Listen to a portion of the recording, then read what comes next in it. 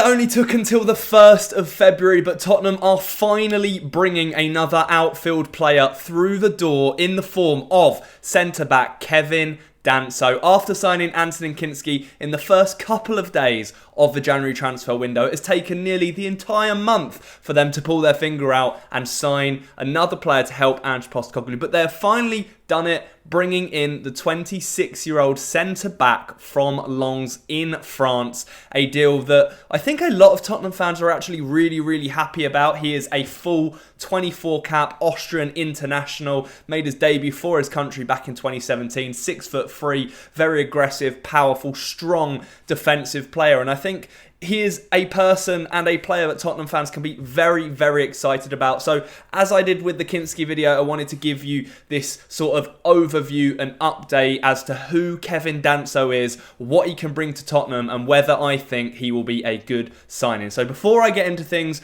don't forget to like the video if you enjoy this sort of content, and subscribe to the channel as well, of course. It all helps me out massively. But let's get into who Kevin Danso is and whether he will be a great addition to Tottenham Hotspur. Now, the first bit of really great news about Kevin Danso is that he counts as a homegrown acquisition, and the reason for this is he emerged through the MK Dons and Reading academies. I think he joined MK Dons when he was like 6 years old, spent a bit of time there, moved to MK Dons, and then eventually went over to Germany and Augsburg in 2014, made it through to their first team, and then proved his way up through the ranks until he eventually got his move to Lens in 2021. He did have a couple of loan spells as well in that time, notably at Southampton, although he only made 6 appearances for the club that are sitting currently bottom of the Premier League. And there was also a spell at Fortuna Düsseldorf as well in that time. Danso has certainly been hot property in the January transfer window as well, which is what makes this perhaps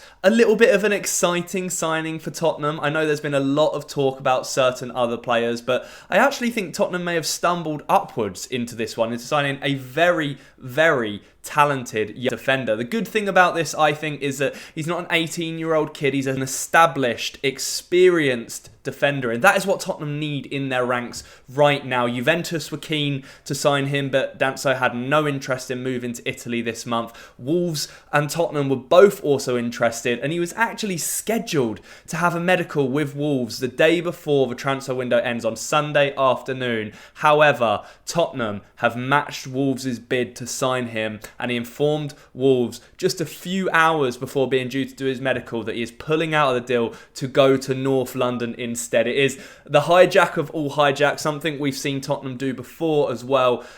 Spurs had initially been put off by his €30 million price tag. I do think they've managed to get that fee down. I think it works out to around about £21 million or 25 million euros all in, including add-ons and fees and everything on top of that. So yeah, very crazy. Of course, a lot of people will just say this is a panic buy for Tottenham because of how late it is in the window. The fact that Fikayo Tomori from AC Milan has chosen to stay at Milan, I don't think that's a big secret that Tottenham were very interested in him. And then the mixed reaction to potentially getting Axel Disasi, which I don't think that deal is even dead in the water as well. This Danso deal has perhaps softened the blow a little bit because he is a good player. A lot of people don't know too much about him, but a lot of people do know a lot about him, and they're very impressed with what they've seen his time in Lens. So yeah, it's really been great to do the research on who he is and what type of player he is and how he fits into that Ange Postecoglou shape, that unique sort of style of play that not too many managers in the Premier League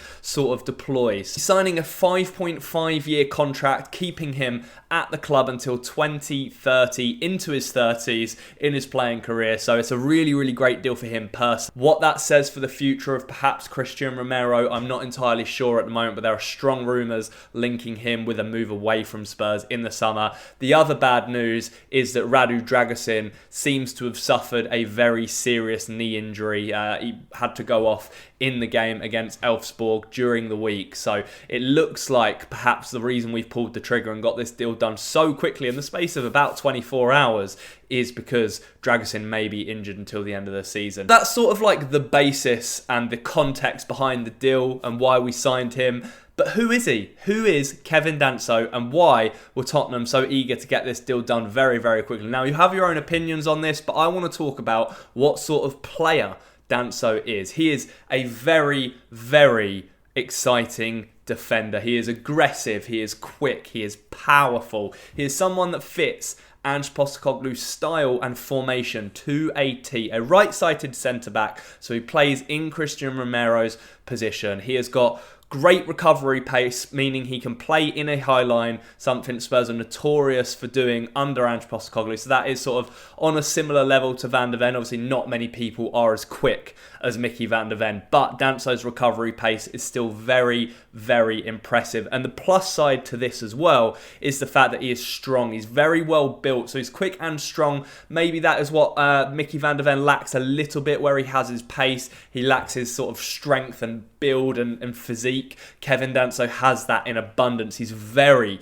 difficult to get the ball off, and it's very difficult to beat him in duels. And that is a huge pro that I've discovered doing this research, watching the highlight reels, watching some clips and everything else in between. I've noticed that Kevin Danso is a beast in the air. He is absolutely superb when it comes to dominating aerial duels. He very rarely uses them, and the numbers tell us that he wins nearly 3 aerial duels per 90 minutes, ranking him in the top 86th percentile among centre-backs across Europe, which is very, very impressive. It's something Tottenham have lacked over the last couple of years, someone that can dominate from set pieces, score goals at one end or defend goals at the other end. And this player right here, Danso, is someone that ticks both of those boxes. He is really, really good at that aspect of the game. And how strong he is, it's so hard to get the ball off of him. It maybe limits his mobility a little bit, but it seems to be a very, very good balance between that pace and that power. He averages 4.51 progressive passes per 90 minutes and has 0.67 progressive carries per minute. Leading back to what I said about balance, he loves to look forward compared to some of perhaps the other centre-backs at the club. I am talking mainly about how Dragusin has performed at Spurs this season. Being aggressive is something that Ange Postecoglou, I think, and Tottenham fans really like to see in a defender. You know, Christian Romero is a defender that gets you off of your seat, or at least on the edge of your seat. You know that he is going to fly into his tackles and more often than not come away with a ball and win the duel. Kevin Danso is very, very similar. Maybe you could say he's a little bit too aggressive in the way he plays sometimes, but I always say for a player coming over to the Premier League, it's so important to have that level of physicality and strength about you, and I have no concerns whatsoever that Danso will fit in across our back line when it comes to being strong and being physically capable when it comes to playing some of these elite strikers that we have in the top flight in England. The other good thing about him being aggressive is, like Romero, it catches a lot of players off guard when he's rushing up behind them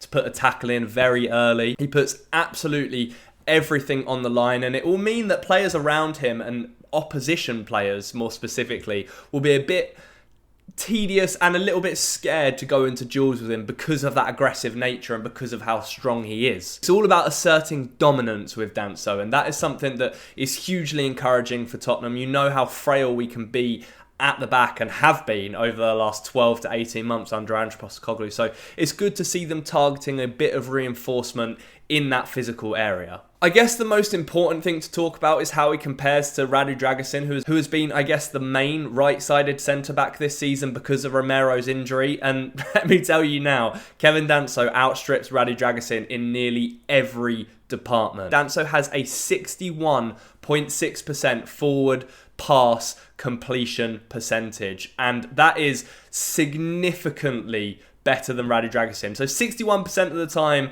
Kevin Danso is looking to play the ball forward. Radu Dragusin, 26%. So over double, Kevin Danso looks to play the progressive passes compared to Radu Dragusin. Danso also completes more defensive actions per game and wins a huge amount more of his aerial duels and ground duels as well. 84% of his duels, Danso wins them, is successful in. That is absolutely insane, especially when you compare it to Dragusin's 20%.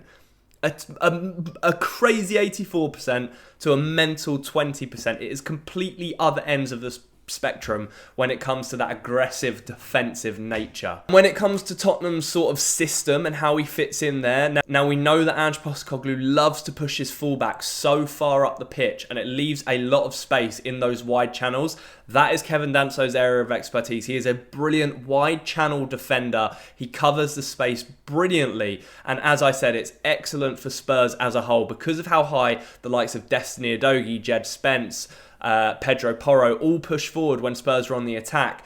Danso can cover that. He has the recovery pace and he's good in a high line as well. So the positioning wise, he's also really excellent. So I think overall Tottenham are actually getting a really good signing in Kevin Danso. It is so ironic because the transfer window has been a complete shambles from top to bottom with Tottenham, getting rejected out of hand by the likes of Matheus Tel, Fikayo Tomori, and then moving to the likes of Axel Disasi, who I think would be a really poor fit for the system. They seem to have stumbled into Kevin Danso, whether it is a panic buy or whether it is they've been planning this all along from the very beginning. I do not know, but I feel that they have made the right decision to bring Danso into the club. Of course, he will still have to prove himself as a Tottenham player, and with Romero's recovery still not set in stone, his return date not set in stone, Danso will have that chance to come straight into the side and impress, particularly if Dragason's injury is a bad one. Mickey van der Ven, of course, is back, so we'll be able to see that partnership and see if this is a centre-back pairing for the future, depending on how Romero's future at Tottenham goes. So that is sort of the basis and the overview of who Kevin Danso is and what he can bring to Tottenham. He can bring pace, he can bring power, he can bring aerial dominance, three areas that I think are super important playing the way that Tottenham do under Ange Postecoglou. So let me know what you think of the signing down in the comments below. Do you think he is going to be a success at Spurs? Is there anyone else you think we should have gone for instead? Do Tottenham still need another centre-back? I think we needed one if Radu Dragusin was still fit, but now that he's injured, I almost feel like we need another one on top of Danso, as well as that attacker with a short amount of time left in the January transfer window. So thank you so much for watching. I really enjoy doing these types of videos, and I hope you enjoy watching them. Please remember to give it a like if you did enjoy it, and subscribe to the channel if you are new around here. I'm incredibly grateful for any extra support you can give me. So for now, enjoy your weekend, enjoy the rest of your week whenever you're watching this. I will see you again soon for another video, and as always, come on you Spurs.